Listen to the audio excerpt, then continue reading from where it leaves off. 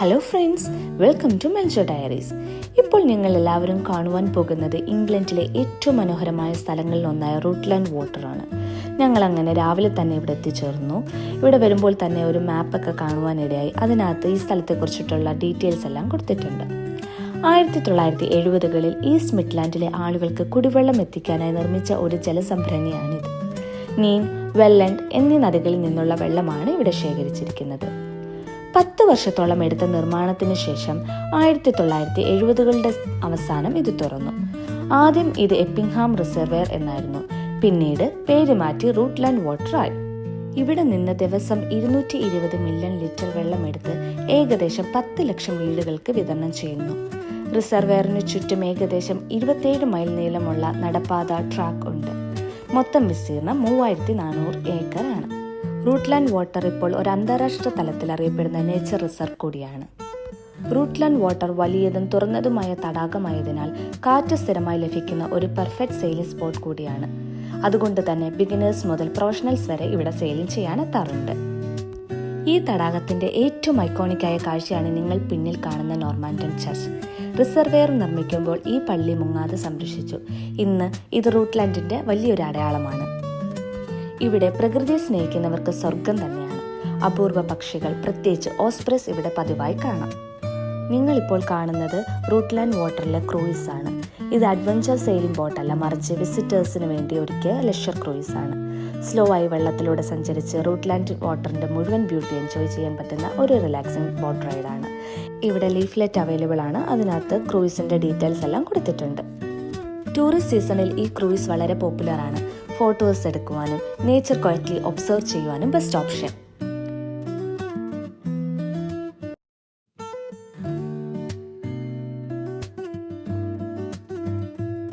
ഇവിടെ സോളോ കയാക്കിങ്ങും ഫ്രണ്ട്സിനെ കൂട്ടി ചെയ്യാവുന്ന ഗ്രൂപ്പ് കയാക്കിങ്ങും ഉണ്ട്. ഒരു ബിഗിനറിന് പോലും സേഫായി ചെയ്യാവുന്ന രീതിയിലാണ് ഇവിടെ ഉള്ളത്. ഫസ്റ്റ് ടൈം ട്രൈ ചെയ്യുന്നവർക്ക് സേഫ്റ്റി ജാക്കറ്റ്, ബേസിക് ട്രെയിനിങ്, അതുകൂടാതെ ഇൻസ്ട്രക്ടർ സപ്പോർട്ടും ലഭിക്കും. പിന്നെ ഞങ്ങൾ നേരെ പോയത് നോർമാൻഡൻ ചർച്ചിലേക്കാണ്. പോകുന്ന വഴി ഞങ്ങൾ ഒരു കഫേയിലേക്ക് കയറി.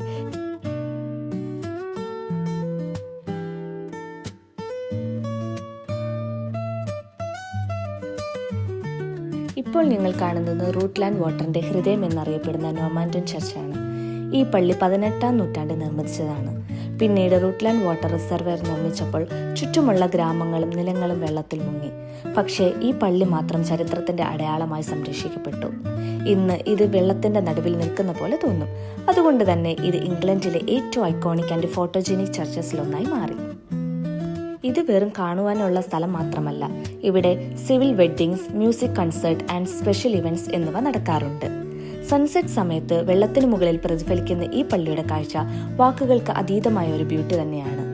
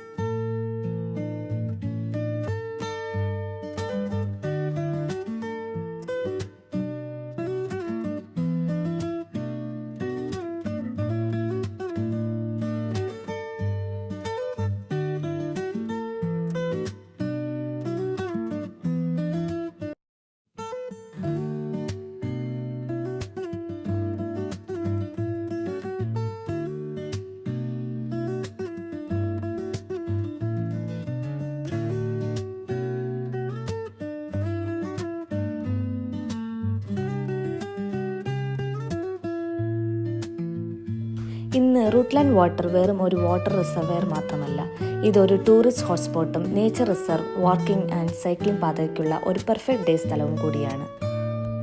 നിങ്ങൾ ഇംഗ്ലണ്ടിലാണെങ്കിൽ ഈ സ്ഥലം ഡെഫിനറ്റ്ലി നിങ്ങളുടെ ട്രാവൽ ലിസ്റ്റിൽ ചേർക്കണം. അപ്പോൾ ഗൈസ്, ഇന്നത്തെ വ്ളോഗ് ഇവിടെ അവസാനിക്കുന്നു. നിങ്ങൾക്ക് ഇഷ്ടമായെങ്കിൽ ലൈക്ക് ചെയ്യാനും ചാനൽ സബ്സ്ക്രൈബ് ചെയ്യാനും മറക്കല്ലേ.